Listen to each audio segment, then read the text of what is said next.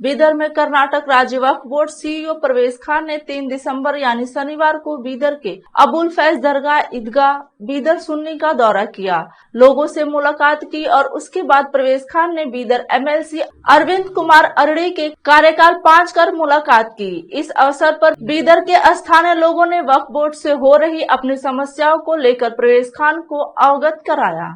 इसके बाद वक्फ board CEO ने केपी संवाददाता असलम खान से बात करते हुए उनके बीदर दौरा के बारे में बताया और वक्फ बोर्ड की जमीन में होने वाली धांधलियों के रोकथाम के लिए वक्फ बोर्ड कार्रवाई करने का आश्वासन दिया।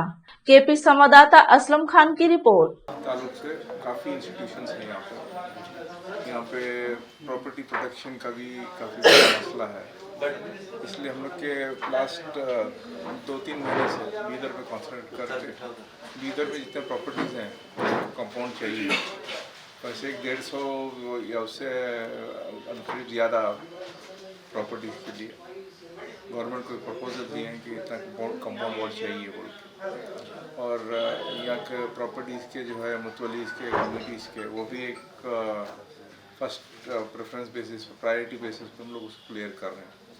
हमारा मंशा ये है कि जो भी वक्फ प्रॉपर्टी है उससे जो आमदनी होती है या उससे कुछ भी बेनिफिट होता है वो वापस हमारी कौम को आना चाहिए, वापस कम्युनिटी को आना चाहिए। वक्फ बोर्ड यहाँ पे जो भी काम करता है वो कौम के लिए काम करता है।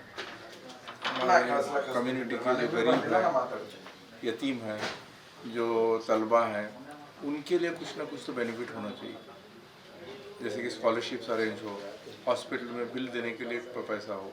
अगर एक बेवा रोड पे है, उसको कुछ प्रॉब्लम है, तो फर्स्ट उसके दिल में ये आना चाहिए कि वक्फ बोर्ड मेरे लिए कुछ तो कर सकता है बोल।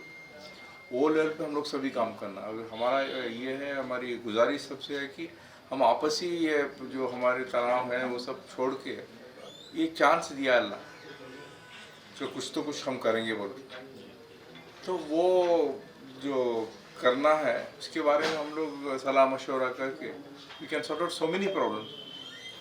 बेवजह हम लोग टाइम वेस्ट करते हैं, और हमारा ये है कि आज एक ऑर्डर होता है, उसके बारे में 3 लोग कोर्ट को जाते हैं, कोर्ट का फैसला भी नहीं मानते, सुप्रीम कोर्ट तक जाते हैं।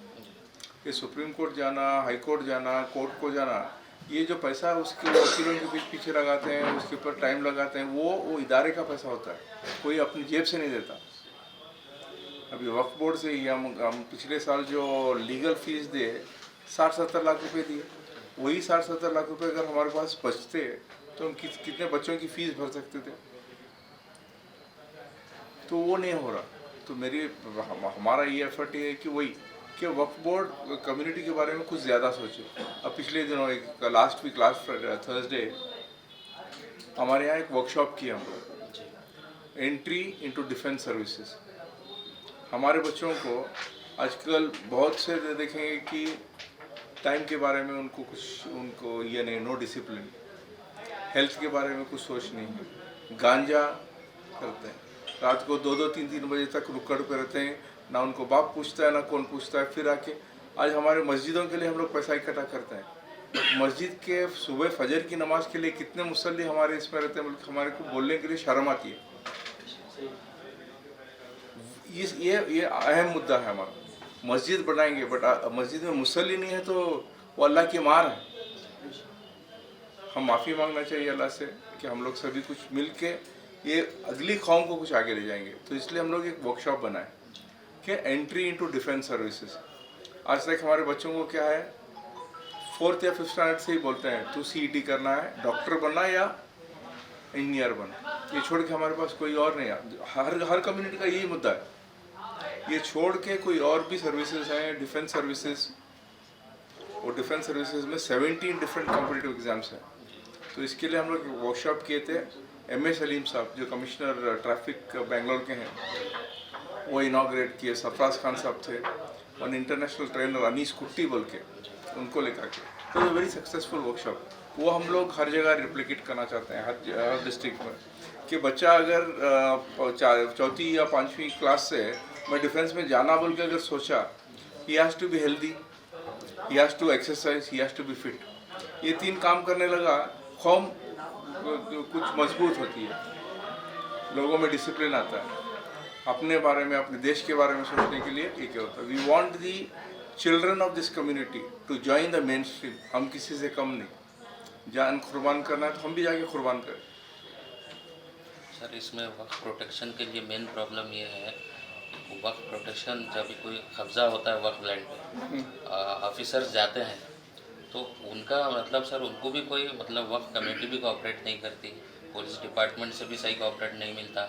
ये भी एक मेन रीज़न है सर कि ऑफिसर को भी जो कहीं ना कहीं उनको भी पीछे हटना पड़ रहा है सर इस वजह से। नहीं वैसा नहीं है सर, इसके लिए उसमें क्या है, वक्त प्रॉपर्टी जब बात करते हैं प्रॉपर्टी के पीछे पैसा है।